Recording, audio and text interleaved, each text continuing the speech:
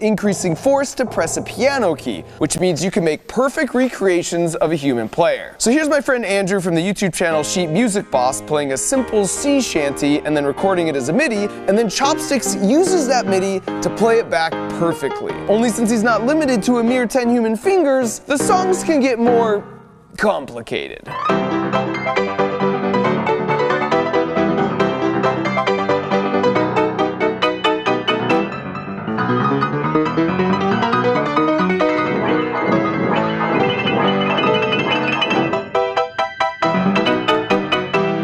But he can do even better than that, because those 88 precision solenoids allow him to make crude reproductions of entire bands. See if you can pick out the singer's actual voice in this classical piece of music history.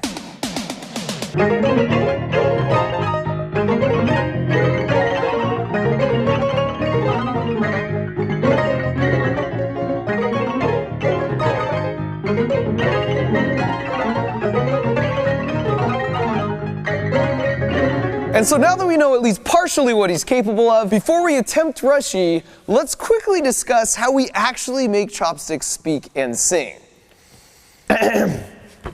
Chopsticks.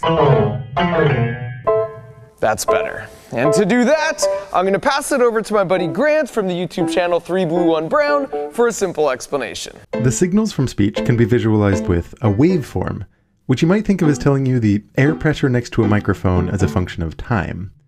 If you zoom in on a little window of it, you might notice it looks like a rhythmic repeating pattern.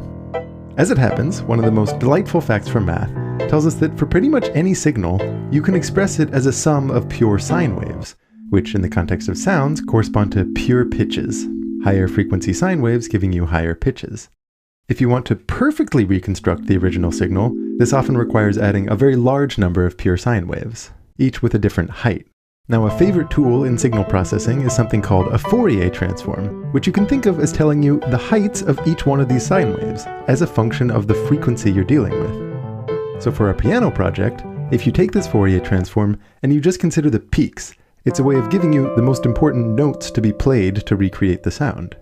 If you add just a handful of these dominant frequencies, you'll get a signal which is almost but not quite the original signal. And if we do this process across many different little windows of our full signal, it's a way of telling us what notes should be played at what time and with what level of intensity. And if you do it right, you can get something that sounds like this. Hey Chopsticks, repeat after me.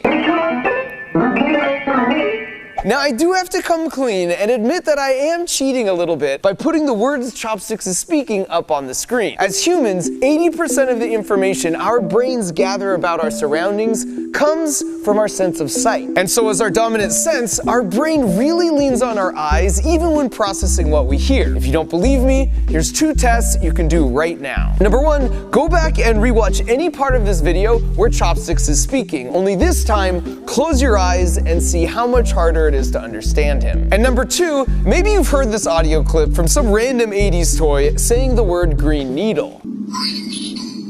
Now compare that to this other clip that says brainstorm.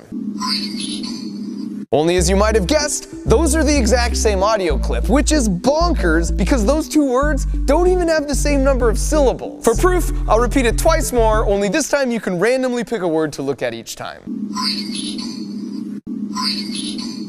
Alright, and so now for the big finale. In a world's first exclusive, I present an actual piano attempting to play the world's hardest piano song, RHEI.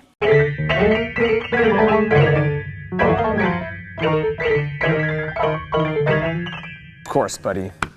Good luck.